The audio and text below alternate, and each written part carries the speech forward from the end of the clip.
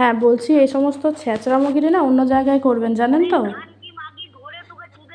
তো প্রথমেই যে শুদ্ধ ভাষাটা শুনে নিলেন, এটা হচ্ছে এইচপি গ্যাস থেকে তাদের একটা ক্লার্ক কল করেছে, ঠিক আছে?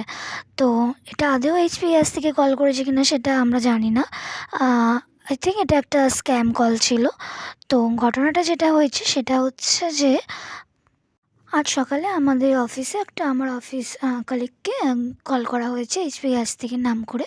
তো ওনারা বলছেন যে যেটা আমাদের মানে একটা গ্যাস প্রতি মাসে ভরলে গ্যাস ভরার পরে একটা ভর্তুকি ৩০০ টাকা করে ঢোকে, ঠিক আছে? যেটা সরকার থেকে যে গ্যাস দেওয়া হয়েছে, এবং অনেকে সেটা পায় না যারা আগে গ্যাস কিনে নিয়েছে।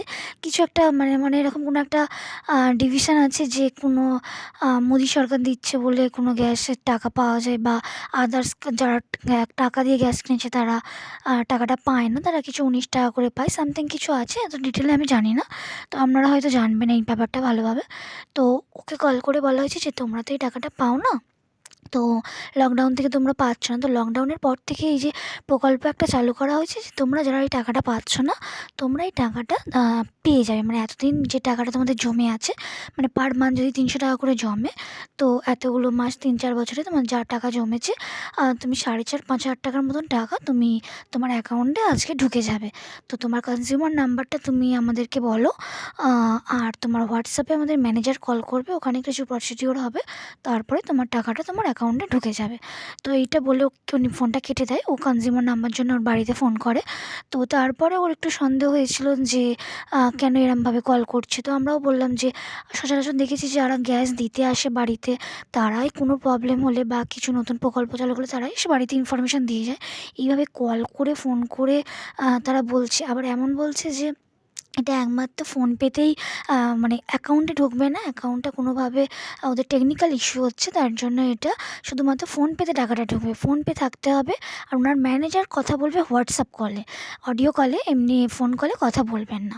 তো তো তারপর আমার কালেক্টর বলে যে না, এরমভাবে হোয়াটসঅ্যাপ করলে আমরা কথা বলবো না। আমরা যদি এরকম সত্যিই কোনো প্রকল্প চালু হয় তো আমরা ডাইরেক্ট অফিসে গিয়ে কথা বলে নেবো, গ্যাসের যে এইচপি গ্যাসের যে অফিস রয়েছে।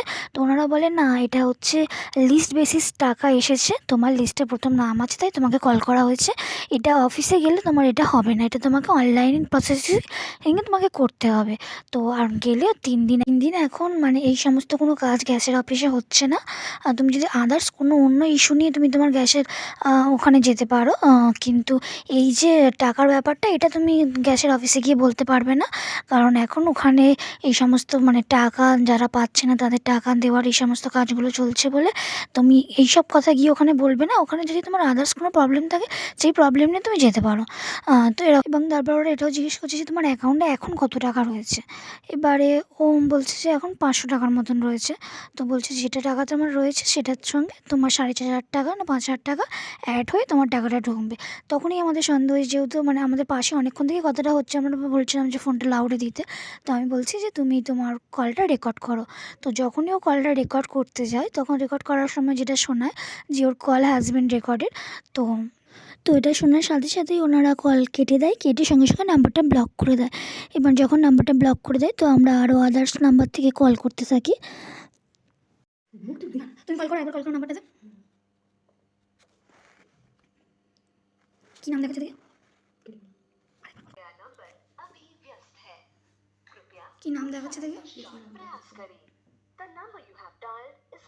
এই যে এই নামটা দেখাচ্ছে, তো নাম্বারগুলো সব ব্লক করে দিয়েছে। তো আমার পাশে আর একটা কলিগ ছিল, সে তার নাম্বার থেকে কল করে। কল করতে দেখো কি বলছে। হ্যালো, হ্যালো, এটা এইচপি গ্যাস বলুন তো? বলুন। হ্যাঁ, বলছি এইচপি গ্যাস অফিস তো? হ্যাঁ, ও আচ্ছা, বলছি আপনি টাকাটা পাঠাবেন বললেন, পাঠালেন না, নাম্বারগুলো ব্লক করে দিচ্ছেন। নাম্বারগুলো ব্লক করা হয়নি, টাকাটা পাঠিয়ে আপনাকে ফোন করা হবে। না না, আপনি তো বললেন যে হ্যাঁ, বলছি এই সমস্ত ছ্যাঁচড়ামোগিরি না অন্য জায়গায় করবেন, জানেন তো?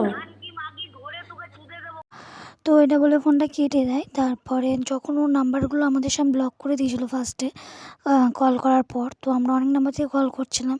তো তেমন একটা নাম্বার থেকে কল করা হয়েছিল, সে নাম্বারটা ফার্স্টে ধরেনি। তো মিসড কল হয়েছিল বলে ওরা আবার কল ব্যাক করেছিল। তো কল ব্যাক করতে গিয়ে কী বলছে সেটা দেখাচ্ছি, দেখো। হ্যালো,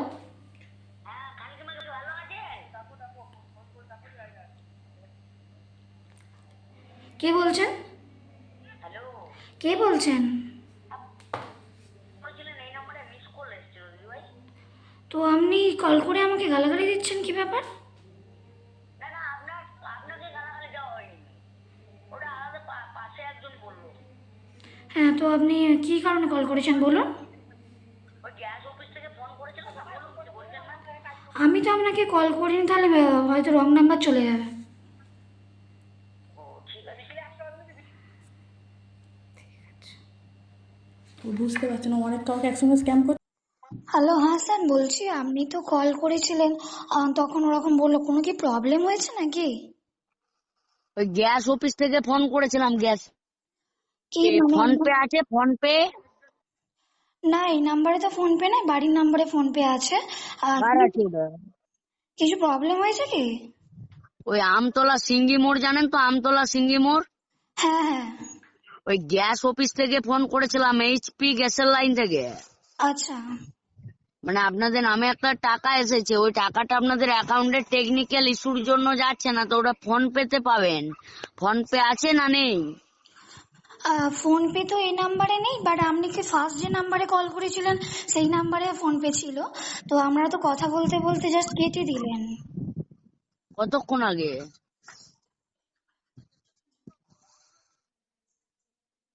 হ্যালো, হ্যাঁ, কি নাম্বারে গ্যাস আছে একটু বলতে পারবেন? ওটা তো আর বলা যাবে না, ফোন লিস্টটা পেরিয়ে গেছে। ও আচ্ছা, মানে নামও কি কিছু বলতে পারবেন? না, লিস্টটা পেরিয়ে গেছে, আপনাকে কি বলা হয়নি? হ্যাঁ বলছি, আমার নামটা একটু বলবেন, মানে আমার বাবার নামে আছে না মায়ের নামে আছে, আমি ভুলে গিয়েছি, ওই জন্যই বলছিলাম। রেজিস্টার নাম্বারটা বলুন। রেজিস্টার নাম্বার বলতে হবে? আমার এই নাম্বারে ফোন পে আছে, ঠিক আছে, কিন্তু আমি সচরাচর ইউজ করি না। মানে আপনি হোয়াটসঅ্যাপ আছে তো এই নাম্বারে?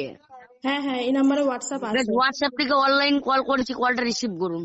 ও, আমার তো মানে এখানে নেট কানেকশন খুব খারাপ, আপনি এখানেই বলুন, আমার খুব প্রবলেম হবে হোয়াটসঅ্যাপ, আপনি বলুন কি করতে হবে না, বলুন। হোয়াটসঅ্যাপ থেকে অনলাইন কল করতেই হবে।